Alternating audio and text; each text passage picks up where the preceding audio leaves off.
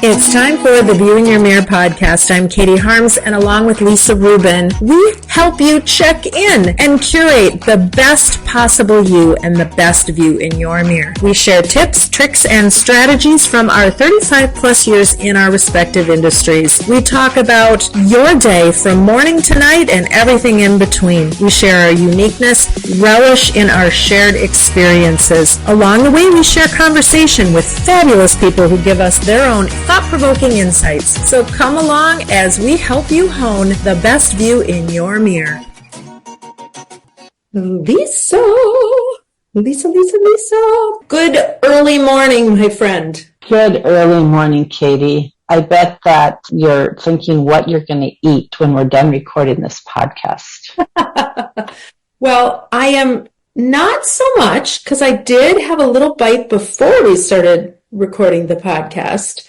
But I was excited to tell you about my last Rustica experience. Tell me. I stopped in Saturday. Actually, I pre-ordered and stopped in on Saturday, day before Easter, and picked up a yummy batch of pastries for my family for the next morning. And I put them in plastic bags so that they wouldn't dry out. And let me tell you how delicious of a treat that was on Sunday morning when everybody came over for a little brunch. Sounds delish. Did you have cookies, Katie?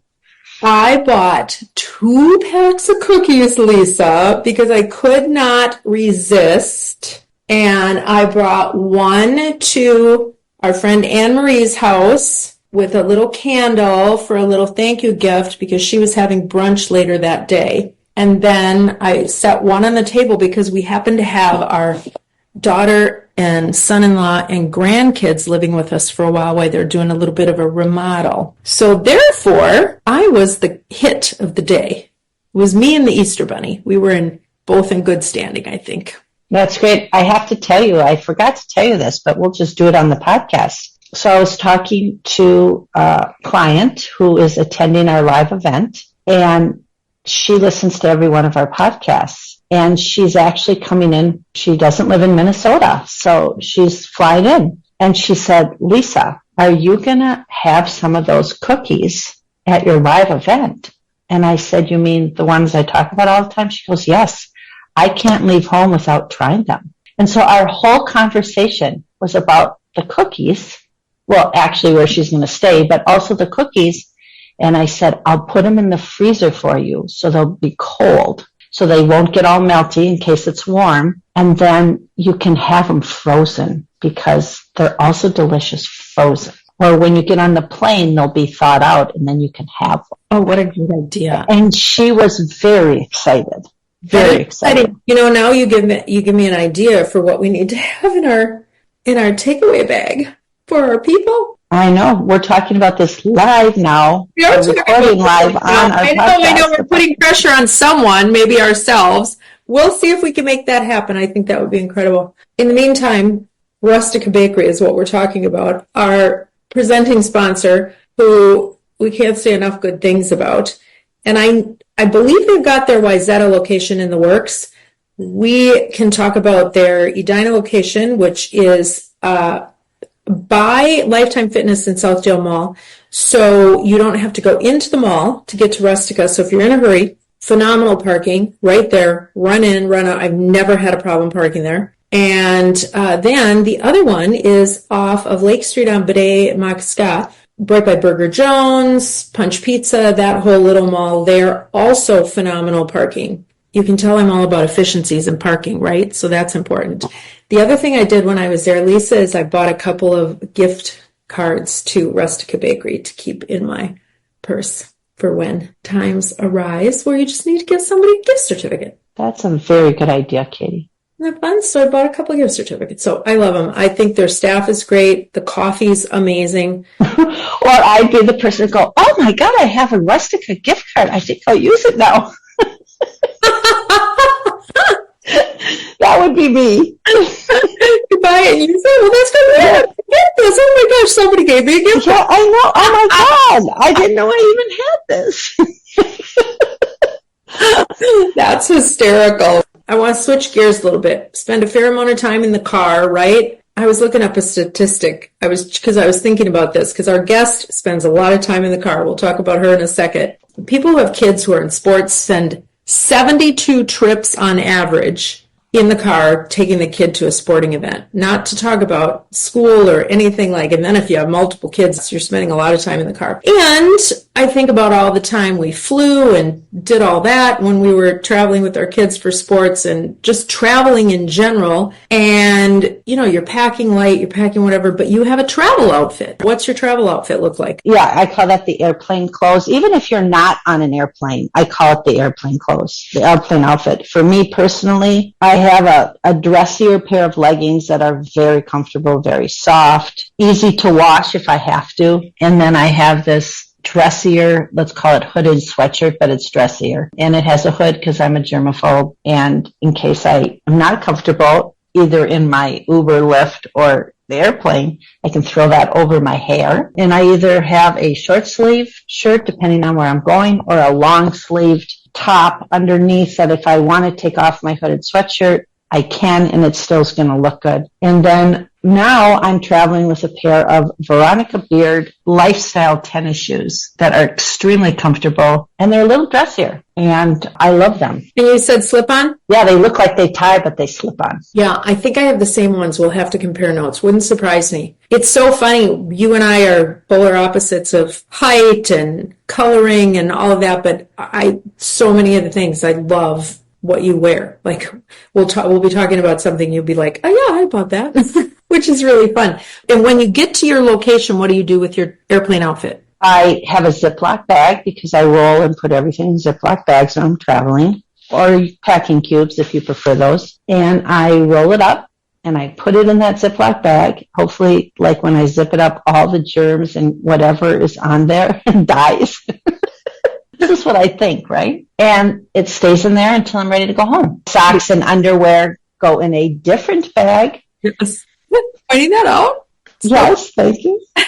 Well, listen, you are extremely healthy. And so look at this, must be working for you, killing off those germs in the plastic bag. Maybe, I don't know. But I also am superstitious. And so I like to wear the same thing, because I feel like then the experience will be the same for me. You know, we don't have to get into this, but flying for me is not my favorite thing to do. This is a really great time to talk about that for a second, because it isn't. And when I met you, you wouldn't get on the plane alone. Now you are doing it. And last year, and it's been my whole life. When we talk about people going outside their box or cube or packing cube or whatever.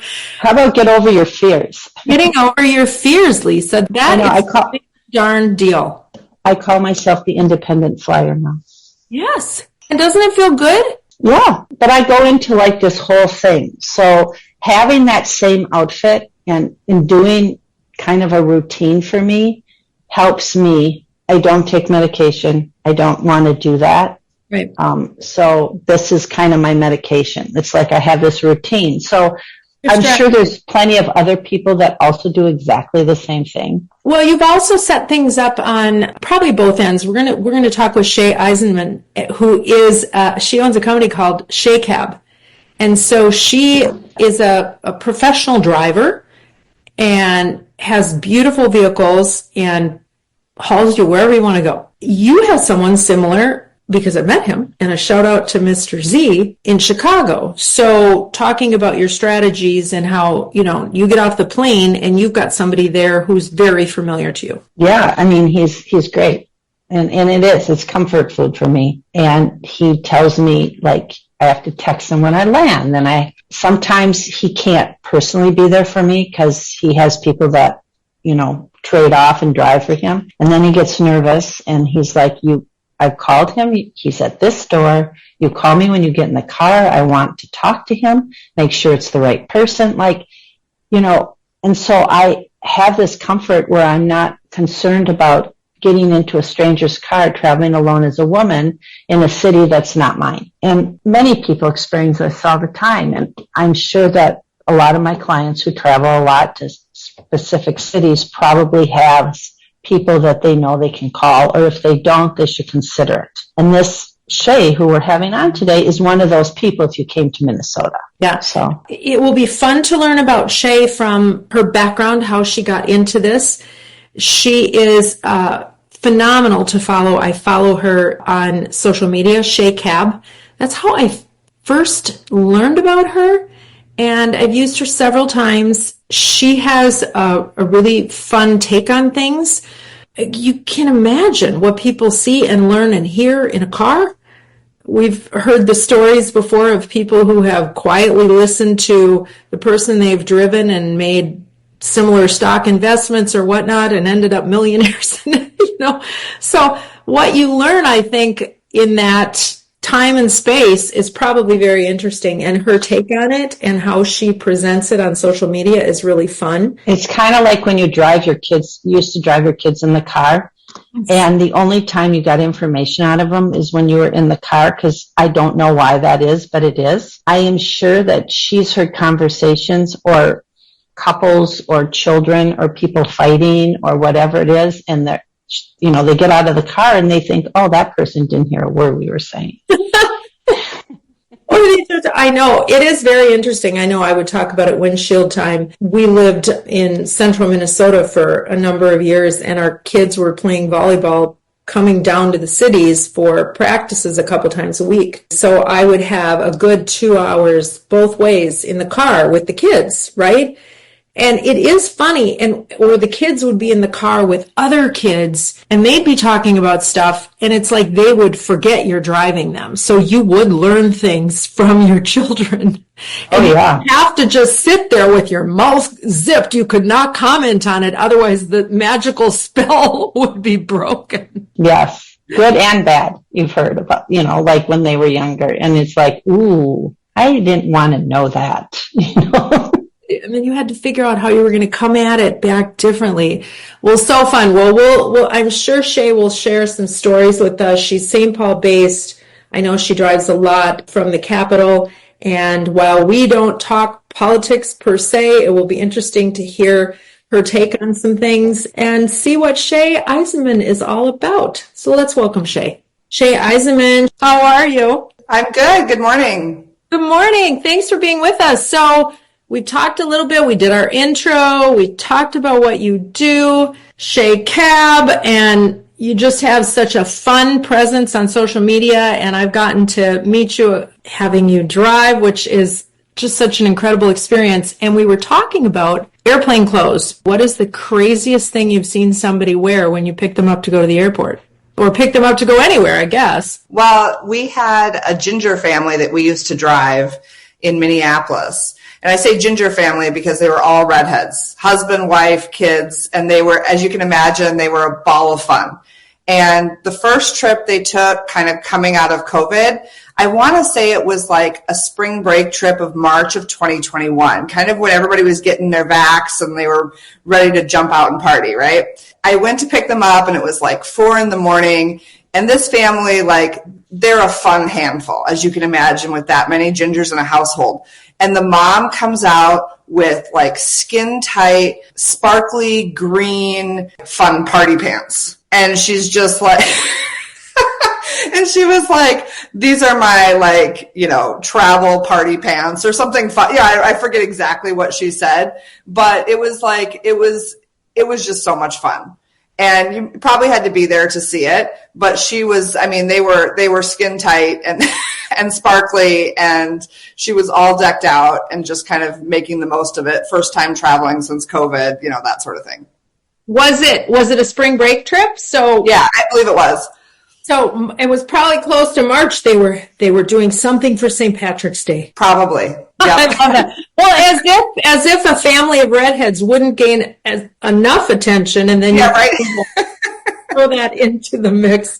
So you meet somebody for the first time. Give me the elevator pitch on what it is that you do. Well, I just tell people I own a car service, and if they're under the age of 30, they ask if it's an auto repair shop. Because a lot of people don't know car service. And then if I say limo service, then they automatically, if they're younger, like under 30, they assume stretch limos. But stretch limos are obsolete.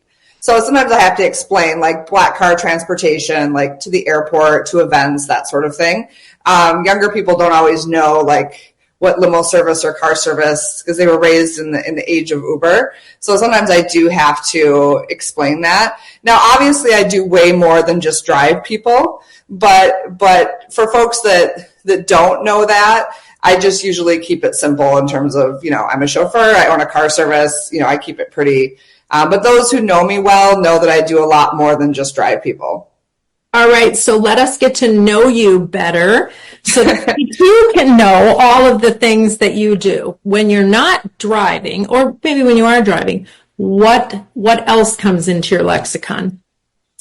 Well, and that's interesting. So one thing that my friends have worried about over the years is whether or not like maybe, how do I explain this? Like my job might not be stimulating enough for me or challenging enough because, again, I just drive people, right?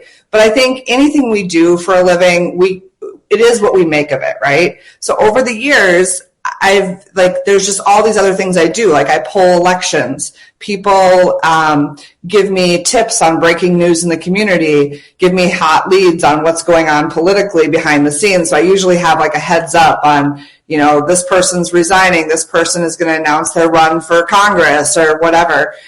Even like this morning, even just in like the 5 hours I've been up, I've had people, there's some stuff going on right now in the trucking industry, and I have a couple sources in that industry that have been texting me all morning with stuff that's going on.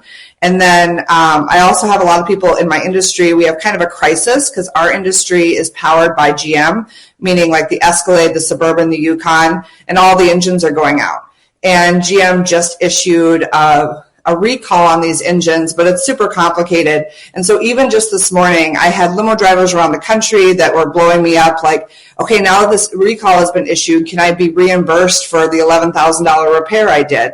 And I have a reporter that I've developed a relationship with from the drive.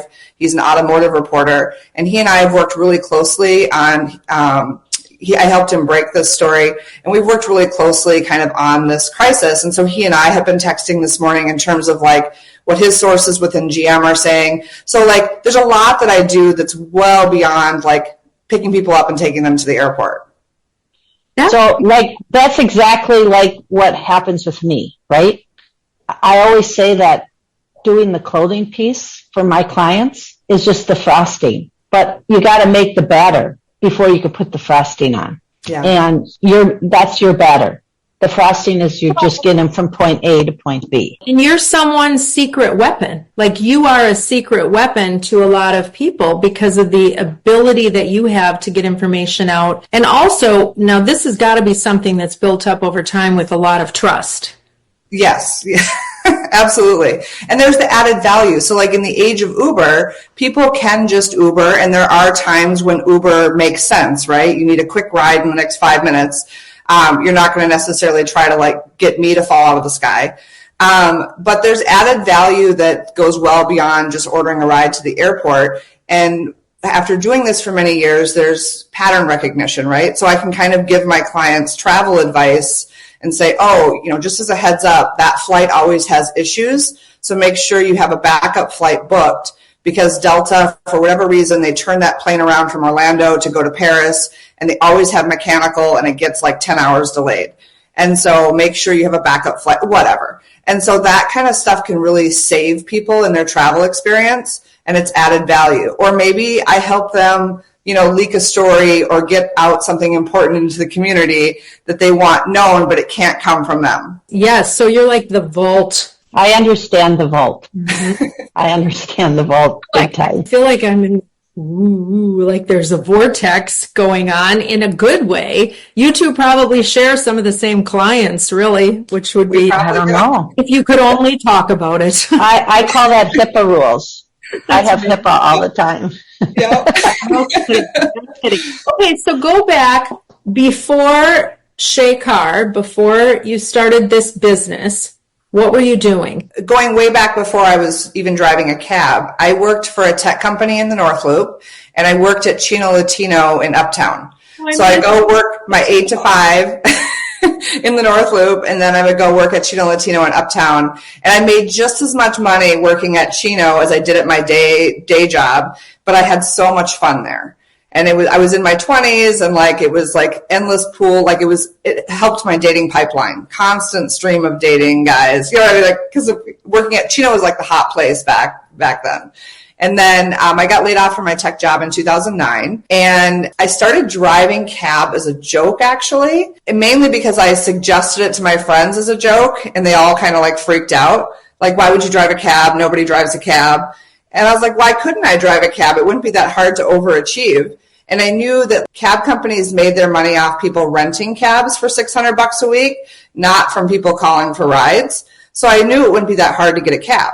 So I went to go get a cab, and they wouldn't rent to me because I was a woman in 2009. And I'm like, you guys realize this is gender discrimination, right? Like, this is, I'm like, is this why there's no female cab drivers out there? And so that's a whole other story. But I started driving a cab almost to like prove a point. It was a challenge, right? Like, okay, I'm going to get a cab, and then I'm going to show them that women can drive cab. And then it just sort of snowballed from there. So by the time the job offers started coming in, I had built this taxi business and all these loyal customers who were texting me for rides, finding me on the internet, saying, Siri, call me a cab. And it would say, calling Chey Cab if they were like anywhere near St. Paul. So before Uber, people could hail me on Siri, text me for a ride, DJ their music in the car. And I took credit cards. That was kind of a big deal back then. So in a way, I was like kind of Uber before there was Uber. And so once I could go kind of back to work in the corporate world, there was this momentum that I was like making a really good living doing something that's seen as like a fourth class citizen job. And taxi driving was hard. I'm not going to lie. Like it was incredibly challenging, and not always in a good way. It was a very harsh environment. Both the industry behind the scenes was really harsh and very corrupt, and also like the streets and the passengers getting in the car could be really harsh and dangerous. But over time, I built up so many regulars that I was more insulated from the dangers of driving a cab because I knew the people, the Katies of the world getting in my car. And the Katies of the world aren't going to harm me or rip me off or run on me or rob me or whatever. And then in 2014, I switched over to the black car side because I knew Uber was coming to this market. Uber Black came here first before Uber X. And I knew that the taxi industry would collapse pretty fast once Uber was here because Minnesotans hate the taxi experience here. It's never been good. You can't get cab companies to answer, can't get them to show up. And so I knew like taxis were not long for the world in the Twin Cities. So I moved over to the black car side. I already had kind of a black car clientele. And I built up that customer base. So I was able to seamlessly move over. Now we did lose, like once Uber really took off in this market, I lost like about 30% of my clients overnight with people trying Uber. But over time, those people came back to us. They came back to us for the basics, or I should say me at the time, because I didn't have a team at that time. I do now, but they came back for safety, service, reliability, added value, the relationship. And then as the Uber experience has degraded, now we're even seeing like Gen Z coming to us because Uber doesn't always feel safe for them. And Gen Z women in particular really value their safety. So they're seeking out car service. They're making good money out of college, but also maybe they've had too many sketchy experiences. And so somebody has told them about me or whatever, and they've become our clients. There's a lot of good information there, right? Very good information. What's interesting too is your background in tech helped you, I feel like, almost forecasting. You have this innate sense of forecasting. Like you saw this happening, you saw that happening. You were able to quantify needs and see what was going to happen in the future, right? You were kind of on the cusp of things at the right time. Well, in what we do for a living, if you're paying attention, there's a ton of, you see things happening in real time. You can see people's consumer behavior switch, evolving or changing in real time. You can see political shifts in real time, everything. And oftentimes it can be anywhere from 6 months to a year ahead of when it's reflected more broadly. For example, last fall, I was telling clients travel has plummeted. And my customers are getting off of flights saying their flights were half empty. And these are on Delta flights. Delta never flies half empty flights. And we were seeing like normal demand around Thanksgiving, Christmas, Martin Luther King Day weekend, President's Day weekend. But outside of that, we were not seeing normal travel behavior. And it took until last month before the Delta CEO admitted that they had seen, they had to revise their outlook because of what they'd seen the last few months. So I was seeing it in real time. And then it took several months for it to get reflected in earnings and spoken about more broadly. And that's the unique thing about whether you're a cab driver or a chauffeur, is you're kind of that everything is happening in your car in real time and you're seeing a variety of people. And so you're not stuck in a bubble, if you will. I think you're not giving yourself enough credit for being on the forefront of understanding that you're able to put that all together. How many people do what you're doing that are driving black car service? Unfortunately, I was just having a conversation with a client yesterday because I was super frustrated at the airport because I was talking to some colleagues and none of them knew that we even had storms forecasted for yesterday. And in our business, when thunderstorms roll through in the early evening, flights get diverted to places like South Dakota, Iowa, Wisconsin, and then they don't come back in until sometime between midnight and 2 a.m. And so it really impacts our business because suddenly you have 6 customers that were supposed to come in between, say 4 p.m. and 10 p.m. that are now going to all be landing at midnight or 2 a.m. because their flight got diverted to Des Moines or wherever. And so storms, whether they're snow or thunderstorms, have a dramatic impact on our work. Also, you want to protect your vehicle from hail, so you want to be strategic about where you are when those storms hit so you can protect your vehicle. And my colleagues, none of them even knew that we were forecasted to have storms yesterday. Now, they did split up before they hit the metro, and we didn't even get a drop of rain in like the heart of the city. But still, like the lack of awareness. And then a colleague of mine a few weeks ago, I saw him at the airport, and I forget what the deal was. It was on a Saturday. It's a Saturday that's busy every single year, and for various reasons. And he was caught off guard that it was so busy. And I said, well, it's busy this Saturday every year. Here's someone who's been in business a long time, and he's not even paying attention enough to know that he's always busy on that Saturday every year. So, you know what I'm saying? So people can do this and do it year in, year out, and just not even pick up on basic things right in front of their face. And that if I'm good at one thing in the world, it's like observing patterns. Pattern recognition is like one of my random skill sets. Your superpower. I don't know about that. But. That's what I was going to say, Katie. That's exactly what I was going to say. You have to own it. I think that's incredible. But also, people are busy doing their stuff, so you have this place that you're obviously taking advantage of and making it a little. I mean, I'm sitting here thinking, listening to you travel and all that. My gosh, have you ever thought about doing literally a blog, a travel blog of this is what happens on this week historically or whatnot for that whole reason? Well, you may know this about me, but I hate writing. Everyone always wants me, like the Star Tribune, like they've tried to get me to be one of their voices, like.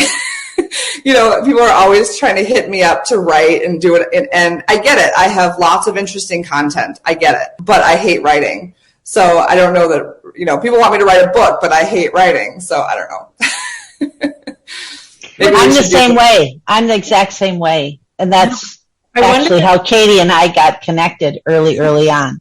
Oh, really? But, yeah. But here, I think that I'm so in, ADHD to focus it all in to write. I mean, I feel like there's a book in there to write it, but I'm thinking to myself with ChatGPT now, can you just talk into ChatGPT and can it put a book or an article together? Probably. Yeah. The information is what you have that's so great, but I think what you do on social media is so fun and fresh and refreshing. And so you probably do some of that as well. Yeah, and I think that the social media landscape, we're in a period where it's really shifting. Like because of Elon taking over Twitter, it really, the vast majority of my clients with lots of fries in their Happy Meal and who are leaders in their careers. All the smart people, it's like a brain drain, have all left Twitter. And some have gone to Blue Sky. Others have just kind of gotten off social media in general. I'm noticing that since the election, like TikTok has really taken off, and people have realized that there was a kind of an opportunity there that was missed to reach a lot of people who maybe don't engage with traditional media forms. And so I'm noticing the quality of content on TikTok has really increased in recent months. So I think that could be potentially a future platform that people could leverage more. I don't like being on camera or doing videos either. So TikTok really isn't, I can run my mouth on Twitter while I'm waiting at the airport for my customers to get to the limo area. But like doing a TikTok video or being a content creator is not my fantasy. Are you on LinkedIn? Yeah, I don't do anything on there. Why do you ask? Well, because you have a lot of professional people, and I just find that the clients I have really don't do social media, your Instagrams, your TikToks, all of that, but they do LinkedIn because it's a great resource for them. For a lot of people are posting different information that's important. And also if they're looking to hire, if they're looking for just very different information, and I find that LinkedIn is a very good resource. And so do my clients. Like I have clients, that's the only piece of social media that they engage in. Well, and it used to be, and Katie knows this, like news and information used to always break on Twitter because the journalists were on Twitter first. And now with the journalists gone and the brain drain, I just don't know what the future is. And Blue Sky still isn't as useful and powerful. But it would be interesting to see if LinkedIn could maybe, like this might be an opportunity for LinkedIn to kind of capture a little bit of what maybe Twitter used to be if they already have an audience of professionals that are already using it pretty heavily. Find that your clients use LinkedIn quite a bit? That's the only thing they use. Okay. And I see a lot of my clients, a lot of the people that I'm very involved in LinkedIn. It definitely feels more professional. If it gets too political or people will call people out. I have a few people that I know that won't participate in social media at all. Yeah. But they do on LinkedIn. But have you also noticed though that anybody under 40 is not really using LinkedIn though? Like they all are. They all are. My kids are all using it. My kids, absolutely, they're all using it. And I'm seeing more and more of my clients' kids who are asking to connect with me on LinkedIn. Yeah. You know, because I've been doing what I do for over 40 years. So I've watched all these kids grow up, and now they have real jobs, and they're working, and they're connecting with me on LinkedIn. Yeah. And I think that's coming back around too. But it's interesting, at the very beginning of COVID, when we started the podcast, Lisa actually wrote an article. My first one. She wrote. I wrote it. There was no Chat GPT at the time. And it was the 7 simple suggestions for a Zoom call.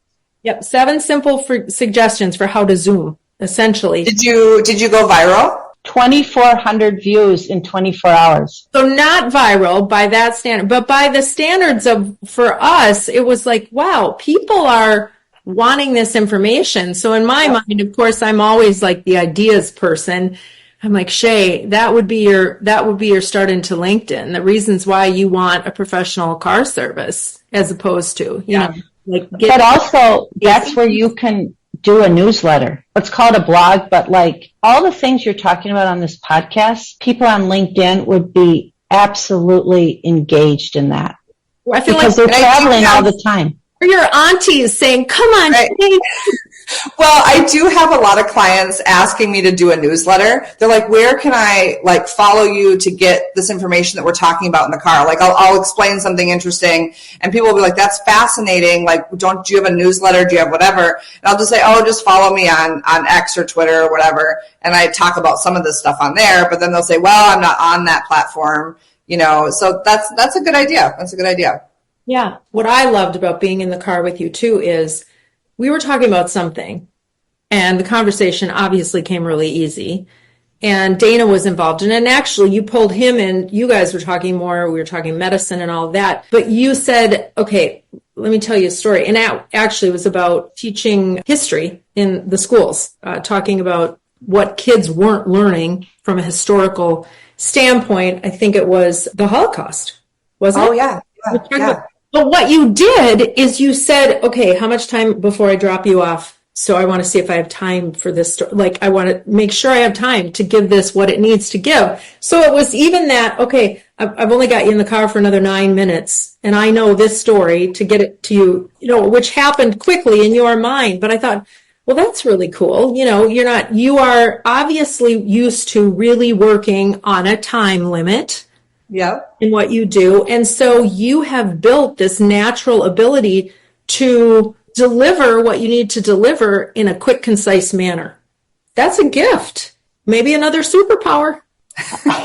And people probably appreciate that they can have an intellectual conversation with you. Yes. So. And sometimes I think people make assumptions about a lot of people in my industry, which is oftentimes fair. So then when they do have those conversations, let's say they come into the car, through a global broker or something, and they're not necessarily a customer of mine, then they have that kind of conversation. They're sort of surprised because they're like, I don't usually have these kinds of conversations with my other drivers around the country.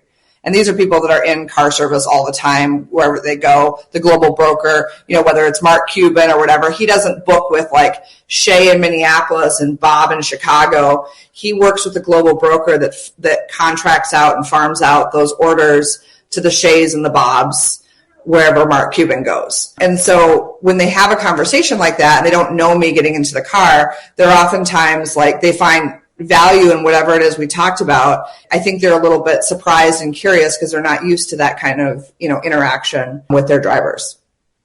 No kidding. Okay, so I have a question for you. Speaking of that, hold it, because we're going to take a quick break and we're going to drop in our commercial. I know Lisa's like, I'm finally going to talk. I'll be right back.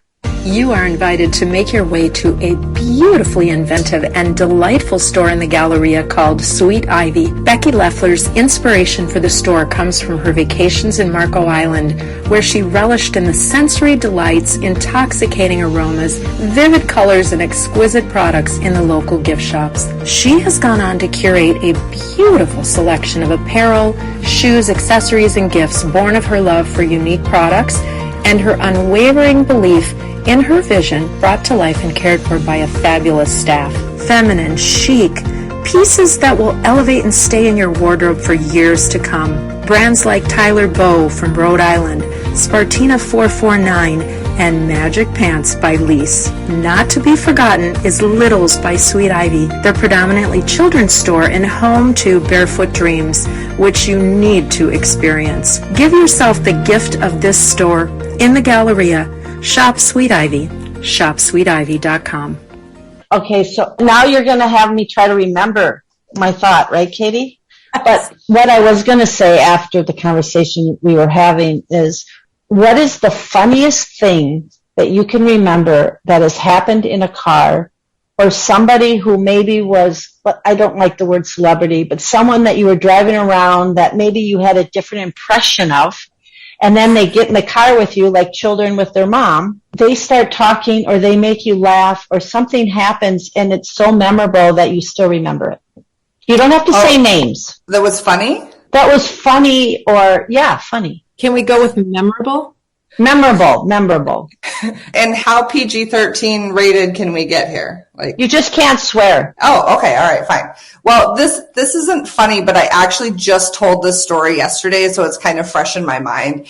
Somebody was asking me about celebrities and so forth. And yes, a part of my business is driving celebrities when they come into town for appearances, concerts, whatever. You'll never see me posting a picture with a celebrity. You'll never hear me say, oh yeah, I had Beyonce in the car today. They went out to Prince's place, whatever. That'll never happen. And actually, celebrities, no offense to them, are not my favorite passengers. I enjoy leaders of industry, regular people. I, generally speaking, find them far more interesting than, say, driving celebrities. Sometimes celebrities can be problematic. But once upon a time, there was a well-known pretty boy actor from Hollywood who quietly came to Minnesota to seek some treatment for substances.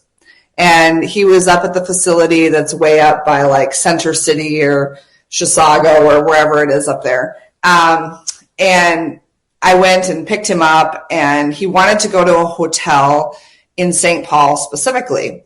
And he told me that it needed to be a hotel that's nowhere near homeless people.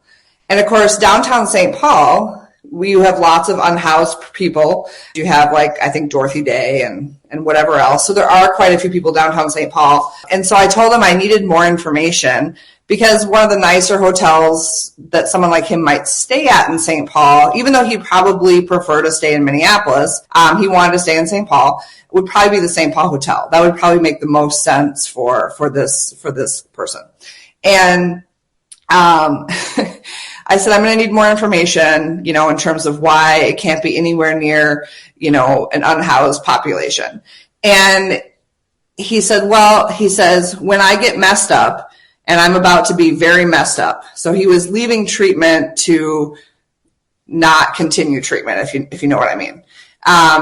And he said, I have been known to sleep with homeless people, male or female.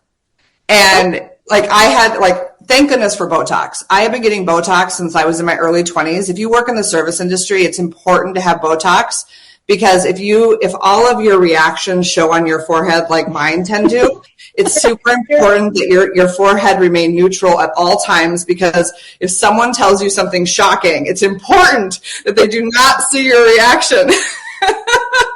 So Botox has always been my secret weapon. That's great. Okay. I was not expecting that. I thought maybe he didn't want to be around a homeless shelter because he's going to go score drugs. Or something like that. Like, that was not what I was expecting him to say whatsoever. So now, anytime I see him on a TV show or in a Hollywood movie, that's unfortunately all I can think about is that, brief interaction of him telling me that he can't, stay at a hotel that would be near any homeless people, and the reason why. You would never guess it by looking at him. But people will surprise you. You just never know. And I apologize if that's not the story you were looking for, but I just told the story to a customer. Actually, the Botox piece of that was just as good. We were talking about how with our kids, sometimes, I had very sports-minded kids, so I was constantly driving them places. Lisa did as well. So you're in the car a lot, and you got kids and their friends in the back seat, right? And they will talk to each other, and they'll almost forget you're there. It's like they think there's an invisible shield. So you literally hear stuff out of your kids. They're not talking to you, and I think they think you're not listening, but you're obviously listening, because it's like you get glimpses into things you don't normally get. So the comment about the Botox, I'm sure there's been plenty of times where I've looked and the kids have gone, Mom, I'm not going to tell you anything anyway. If they are talking to me, even they're in the back seat. But so do people ever forget, you have had to be privy to some conversations where people had no clue you were even there, really? Oh, absolutely. And for some reason, during COVID, we were down 90% during the first 6 months. We were down 70% in the 6 to 12 month period into COVID. And then we kind of started having our bounce back a year later.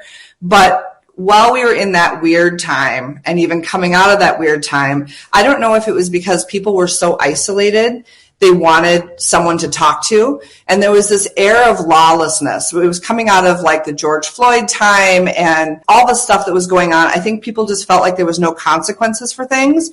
So people, for some reason, were sharing the most shocking things with me. And I had stopped doing my Botox during COVID because we weren't getting our hair done.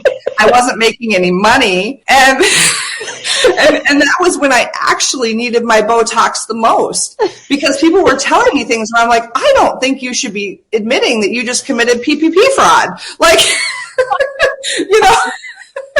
Like, what in the world? Like, people, I couldn't, I just like, it was a really shocking time in terms of what people were revealing in the car. But again, maybe they, I'm like the first human they've seen in a while because they've been, working from home or whatever. And there's, again, this air of lawlessness in the world of, it was such a weird time that people were just like, they didn't give any care. They were just like, I'm going to tell you this, even if I shouldn't tell you this. And I'm like, oh, where's my Botox when I need it? That's where the big sunglasses come into play and a baseball hat. Then they can't see the forehead. And I do have prescription sunglasses, and they also do help. Absolutely. Yes. Yeah. You just ask me. I'll wardrobe you on the facial when you can't do the Botox. Okay. That's hysterical. Okay, I want to talk a little bit about, you talked about having a team. So not everybody can get Chey every time they travel. So what's that process? How do you choose the people that are going to work with you? Because honestly, I'm thinking in my third chapter, I want to come work for you. Oh my God, Katie. I'll take you. Katie. The most fun job. Okay, just not right now, Katie. Not right now. Just drive around and talk to people. I mean, come on, Lisa. Yeah. Not right now, Katie. Katie, I'm going to put a hard no on that right now. You got a lot of things going on. Okay. Oh, my goodness. Talk to me about your team. Yeah, so I watch people. So our industry, less than 10%, I feel like, are high performers. Less than 10%.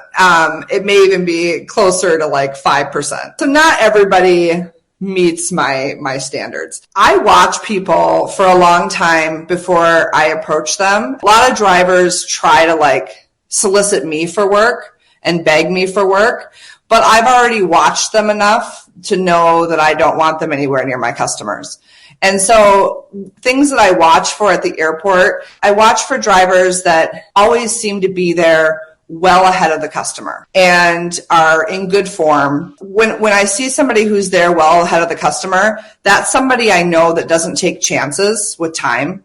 And in our business, you can't take chances because our spot time is 15 minutes before a pickup. Now, are there things that can happen where we're only 3 or 4 minutes early instead of 15? Yes, but that's part of the reason why we always try to be early. That way, if something unexpected happens, we're not going to be late. And you have to kind of plan for the unexpected. And in our business, you can't be late. Like, that's not allowed.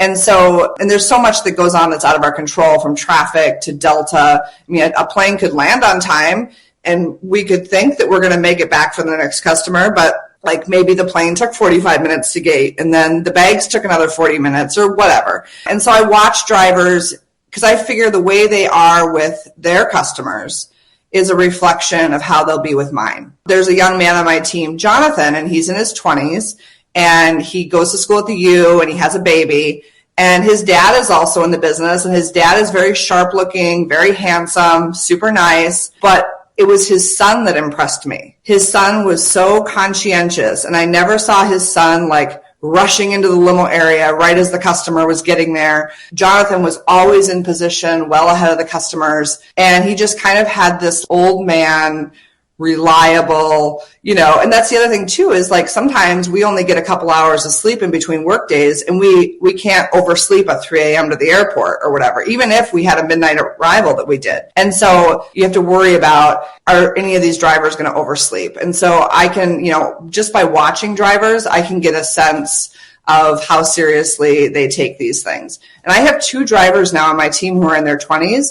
Both are like maybe 3rd generation. Like, one is Mexican and one is Egyptian, but they're like 3rd generation. And they grew up in the business. Their dads and their uncles were in the limo business. And so they've absorbed all this knowledge over the years. And right out of the gate, were just fabulous. And they also understand the seriousness of not showing up or screwing up. And so they don't. They're just fantastic right out of the gate. Like, they know the things that you just can't train or teach. And so I feel super lucky that I have a couple of younger drivers now who are excellent, because that's also really hard to find. So people are truly on the job training and they don't even know it. Yeah.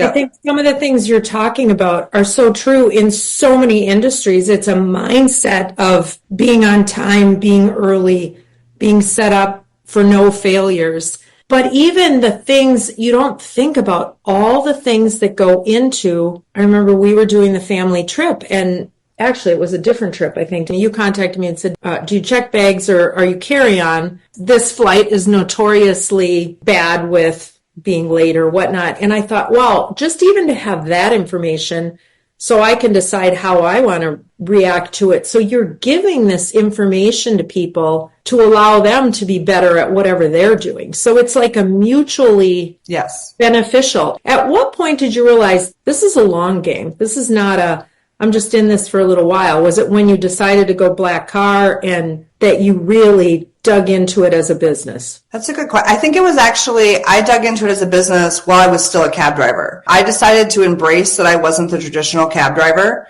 and decided to embrace being the exception, not the rule, to what people expect in a cab driver. It wasn't actually until probably COVID-ish. I don't remember if it was slightly before or slightly after COVID, where I realized what I actually enjoy about what I do. Because people will always say to you, so do you like driving? And I always get so annoyed when people are like, so do you like driving? Is this all you do? What else do you do? And obviously I run a business and I work like 7 days a week. So no, I do way more than driving. And it's, I don't have time to do other things because this is my business, but the do you like driving? It just seems so simplistic and so kind of almost insulting, right? And in my head, I would think, no, I don't actually like driving. I don't like getting up at 3 a.m. I don't like those things. At some point, 5-6 years ago, I realized what I like about what I do. So it's the relationships over time. My job is the combination of like having a unscripted podcast in the car or having a TED Talk. Like I might drive someone 1 minute he investigates crop insurance fraud for the feds. And then I might have someone the next moment who sets up for CIA folks, sets up operations overseas for someone, all these different people that do interesting things. I might have, a high-end call girl in the car. I might, whatever. And so I get a chance to like learn about their expertise and what they do and what they see.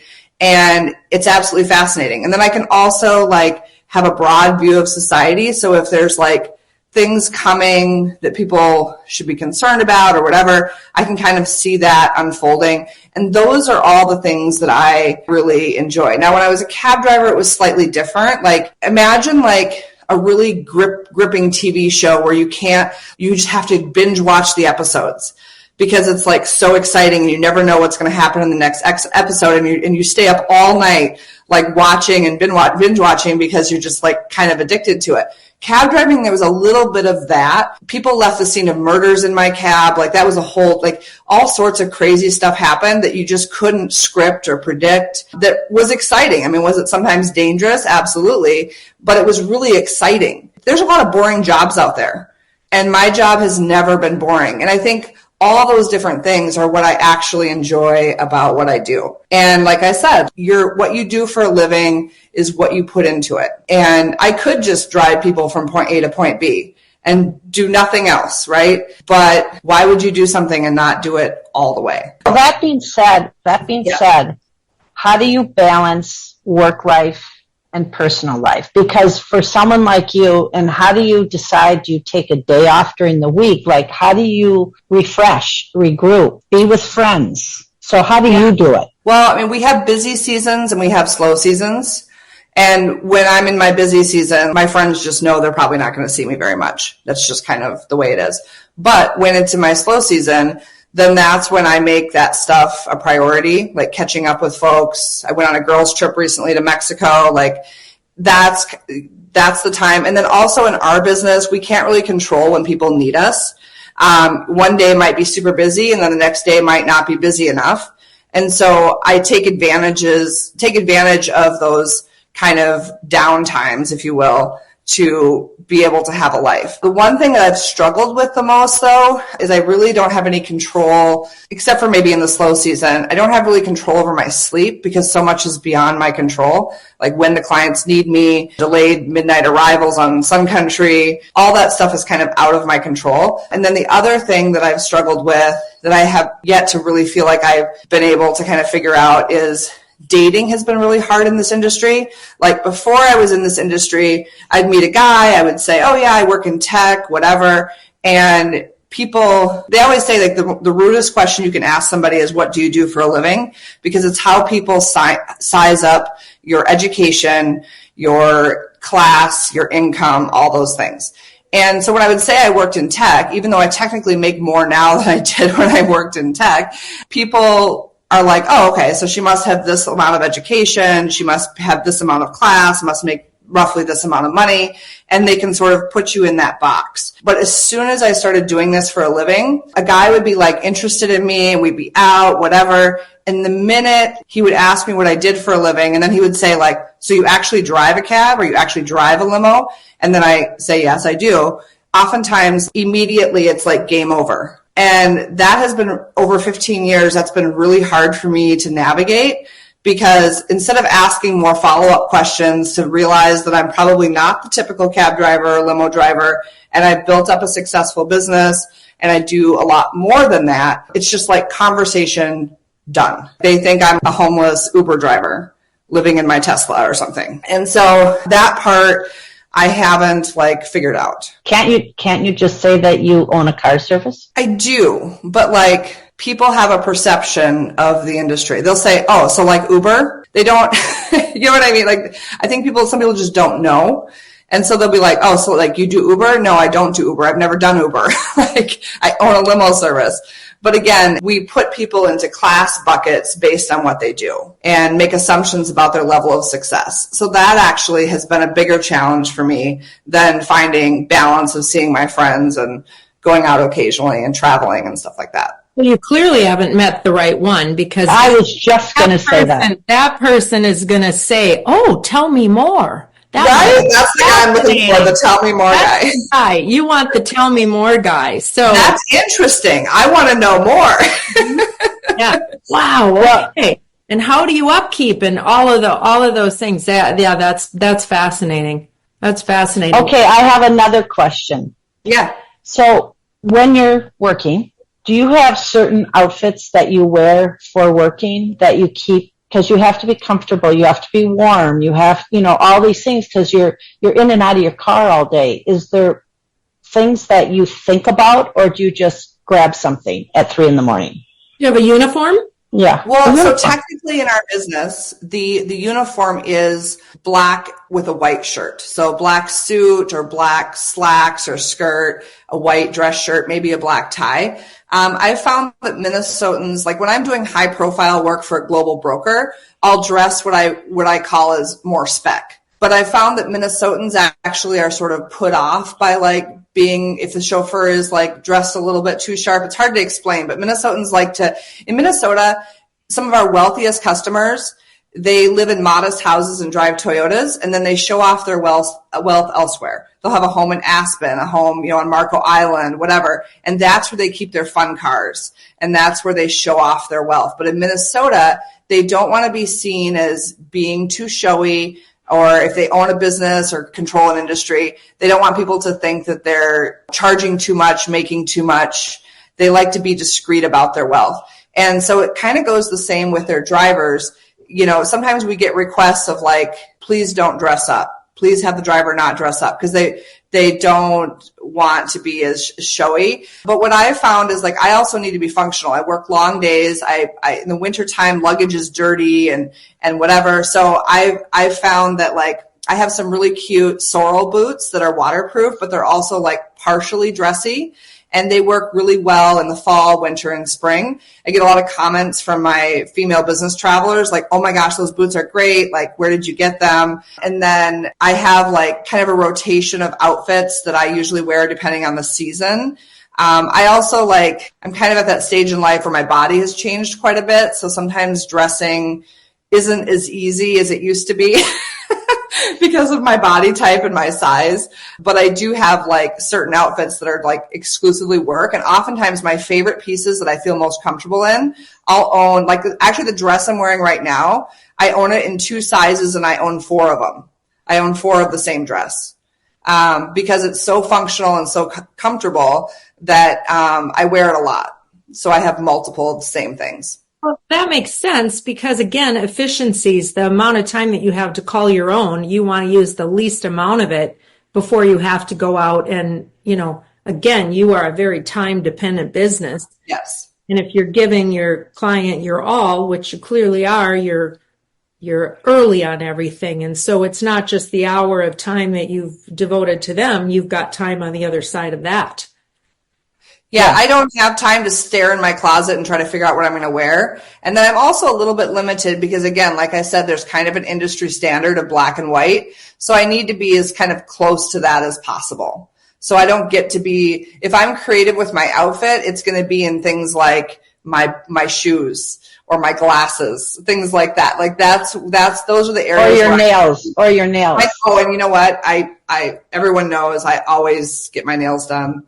Yeah, nails are. That's important though, because I always talk to people about that's part of grooming. And if people are going to meet you and have an impression of you right away, what do they look at? They look at your nails, your teeth, and your hair. And so for you driving and, like this, especially women, they're going to notice your pretty nails. Yeah. And I do get a lot of comments on my nails and having long nails and handling like heavy luggage is definitely not advisable. But my nail guy and I go way back and he actually builds out my nails stronger because he knows that like they can more easily get caught on things. Yeah. You are St. Paul based. Yes. Which I love to talk about because I grew up on the East Side. I have an affinity for everything East Side and St. Paul.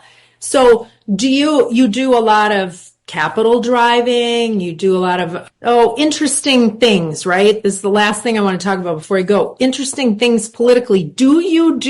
Have you taken advice of anyone and made investments based off of the information that you've heard in a cab? No, but people have done the other way. People have invested based on things I've told them. Oh, tell me more because you hear. Yeah, like I said, I see things happening in real time. Like, I'll give you an example. I want to say it was like roughly August of 2011. It could have been 2012, but it was, I know it was August. In the span of 1 month, keep in mind, this is on the backside of the recession. So people weren't traveling as much for work or personal during the recession. In the span of 1 month, my airport business went from 30% of my business to like almost 70% of my business in the span of 1 month. And I went, oh my goodness, people are traveling again. It was like someone flipped a switch that August. And here's what I knew. I knew that my customers in this market were very loyal to Delta and very loyal to the member medallion status, their free bags with their credit cards. And because I do this day in and day out, I knew Delta very well and that they were very good, well performing. They performed better than any other airline. And at the time, Delta was like just shy of $7 a share. So it was like a really good opportunity. And so I started telling my customers, like, you guys should buy Delta stock because like people are loyal and people are flying again. And we were like 6 to 9 months ahead of the market on that one, just based on like what I was seeing in the car. And over the years, like I have clients that kind of tease me. They're like, okay, Chey, who should I be buying right now? Who should I not be buying? And I am not even like, I'm not an investor or anything like that. And so it's kind of funny how like it's actually been more the other way around versus like people giving me inside information and then I go and like make a trade or whatever. It's actually been completely flipped of that. That's totally flipped. That's like, yeah, that's fantastic though. I love that. Okay. We're going to switch gears really quickly and go into nonprofit for somebody who doesn't like writing. You really do like getting information and information gathering. So you've actually given us two, which we've never done before, focused on two, but we're going to quickly talk about the two that you've given us because I think they're both incredible. Nextavenue.org, which fits into our demographic. Lisa, talk about that one. Yeah, so this is a digital. Lisa, are you going to talk about it? No, I want you to talk about it. Sorry. Okay. Yeah, so this is actually it's a PBS TPT digital publication geared for people over 50. everything from topics ranging from elder care to financial tips and retirement. It's top quality journalism, and I think it's the only digital publication that's geared towards the over 50 demographic. And they are doing some really good work. They are a nonprofit. And then the other one is 360 Journalism. They're a program actually through St. Thomas, but they are a nonprofit, and they help young people take a journalism path, a storytelling path. And over the last 20 years, we've seen a lot of people leave journalism. We've seen newspapers in small communities close. And at the fundamental core of a strong nation and a strong demographic is journalism. So I am incredibly passionate about that. I also think with everything that we have going on, the challenges that we're facing, that we need to enlist the storytellers of our time. People are not always motivated by facts or information, but they are influenced by emotion. We can influence people through storytelling. And 360 Journalism also really taps into kind of evolving the next generation of storytellers as well. Fantastic. Thank you, Chey. And that was really great. Yeah. Really great. Sahan Journal is another one that you mentioned that Yes. I've been following for a long time, based in the Twin Cities, and they do a really nice job as well. How do people follow you and get a hold of you? Even though I have a car service now, my business is Chey Car, Chey, but online, I'm usually Chey Cab, just because I've been that for a long time, so people know how to find me. So I'm on Blue Sky, I'm on Twitter. I don't do a ton on Instagram. I'm on TikTok now, but I'm under my full name, which is like Chey Eisenman, because there's a bunch of Asian ladies that have the Chey Cab tied up. I don't know why, like Chey Cab is a thing in Asia. I'm not sure, but I couldn't get Chey Cab on TikTok. So it's Chey Eisenman. People, you can just book on my website. Cheycar.com is your website. And I can attest it's an easy process, even for people who are technologically challenged.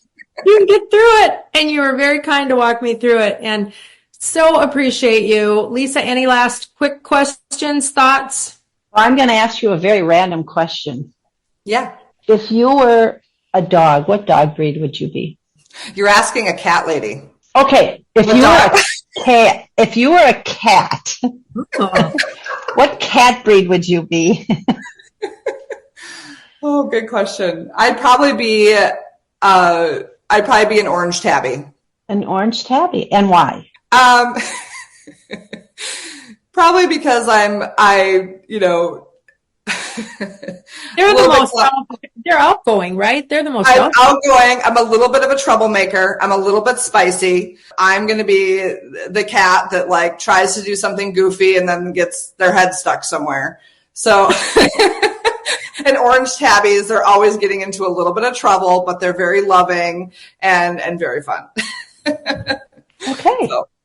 Perfect. I think you did a perfect job of summing up the feeling that I got from just reading you before I got to know you and following you.